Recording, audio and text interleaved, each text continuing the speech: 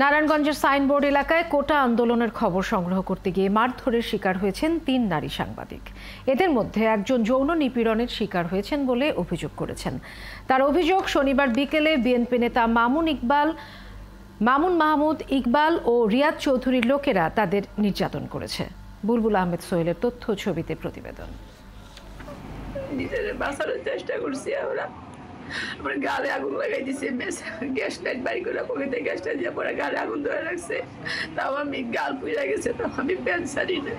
সাংবাদিকদের কাছে এভাবেই নিজের উপর নির্যাতনের বর্ণনা দিচ্ছিলেন নারায়ণগঞ্জের এই নারী সাংবাদিক।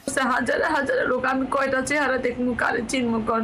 শনিবার বিকেলে অবরোধের খবর নিতে আরো 2 নারী সহকর্মীর সাথে গিয়েছিলেন সাইনবোর্ড এলাকায়। সেখানে প্রথমে স্থানীয় বিএনপি নেতা মামুন তাদের আইডি কার্ড কেড়ে নেয়। এরপর আরো কয়েকজন এসে তাদের ব্যাগ, ক্যামেরা, মোবাইল ফোন কেড়ে এলোপাথারি মারতে থাকে। এক পর্যায়ে তার মুখে আগুনও ধরিয়ে দেয় তারা। মামুন ওনার সাথে আমাদের দেখা, তো উনি বলতেছে যে আমরা তুই যে গার্মেন্টস পড়াইছি, ওইটা পড়াইছি, এটা পড়াইছি। 10 থেকে ওরা আগাইছি, আগানোর পরে করে সাংবাদিক একটা হই দিয়ে সব লোক জড়ে গেল গা, হাজারে হাজারে লোক জড়ে গেল গা। কেউ লাথি দিতেছে, কেউ ঘুষি দিতেছে, কেউ ইট মারতেছে, কেউ আপনার এই ডাসা দিয়ে পিটাইতেছে। বাঁচার জন্য আমি যখন ধরে রাখছি টাইট করে, তখন আমার গালের মধ্যে গ্যাসটা দিয়ে আগুন লাগাই দিছে।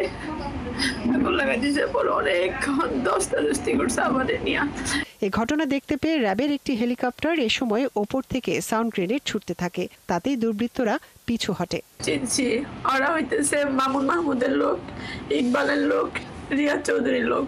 যে যেমনি পারছে, মনে করেন 100 জনের উপর দেখতেন আপনার একটা লাঠিটা বাড়ি মারছে, মানে কার গায়ে পড়ছে, কই পড়ছে ওরা এটা দেখে নাই, আমার উপরে মারছে। যৌন নিপীড়নের শিকার এই সাংবাদিক অভিযোগ করেন, এ ঘটনায় থানায় কোনো মামলা নেওয়া হচ্ছে না।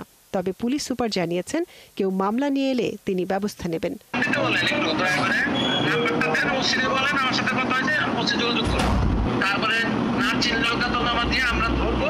মনিরা কাজুরি, ৭১।